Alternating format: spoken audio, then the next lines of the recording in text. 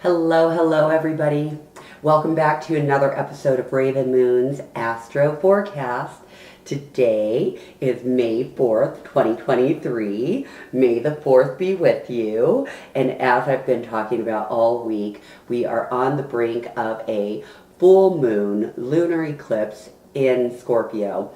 As we're speaking, Scorpio is, the moon has slowly slipped into Scorpio, and this evening, at least MST time, around 11:34, based on one app, the moon will be full and we'll be having a lunar eclipse.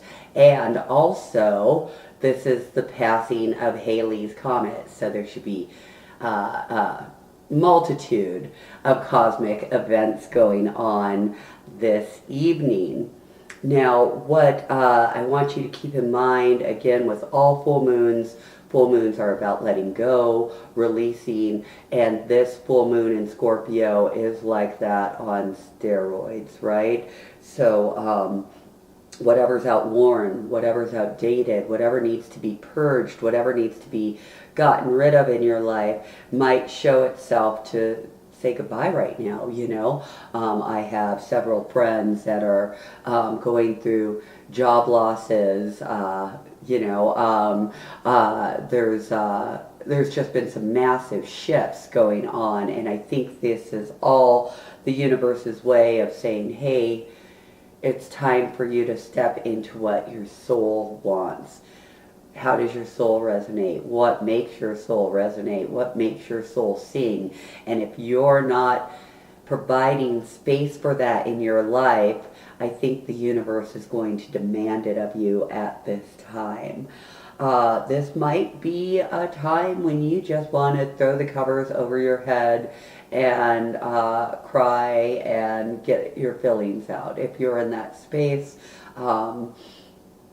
I surely wouldn't condemn you, but I do believe that so much of our sorrow and misery is something that we have to maybe make time for it, but then make time to get over it, right? And not just like, oh, brush it away, but, you know, okay, I'm going to give myself these hours to wallow and be sad and be in it, but then the 4 hours after, I'm going to go and be productive and do something that makes, you know, just makes me happy, whether that's running or going for a walk or going dancing or doing something that makes you happy.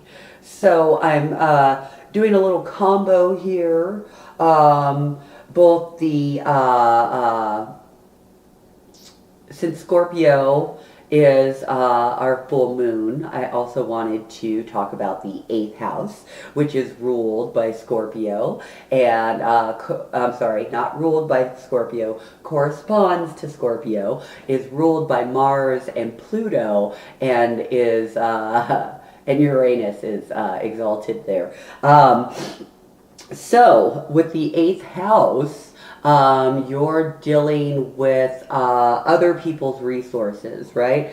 If the 2nd house is I have, then or I value, right? Then the corresponding polar opposite is going to be we have, right? And you can see that even with the 1st house, right? 1st house being completely centered on self. Then you have the 7th house, which is completely centered on partnership, right? That's the duality of the stars and how there's always this dance of opposition kind of going on. So with the I have mantra, right? What does that mean? That usually means other people's money. So that could be money that you obtain through a partnership. That might be your family's resources. That might be money that you obtain from a lawsuit or something like that. The other thing about the 8th house is that's actually the house of death and destruction. So again, the 8th house is kind of it can deal with money from an inheritance, from a will. The other thing that I think is part of the 8th house is both possession and being possessive, as well as sexuality, which are both kind of Scorpio things, right? And obviously opposite of Taurus, which also has the rep for being possessive. That is it for me. Thank you so much for tuning in. May the 4th and the stars be with you. And thank you so much for tuning in to another episode of Rav'n Moon's Astro Forecast. Ta-ta for now.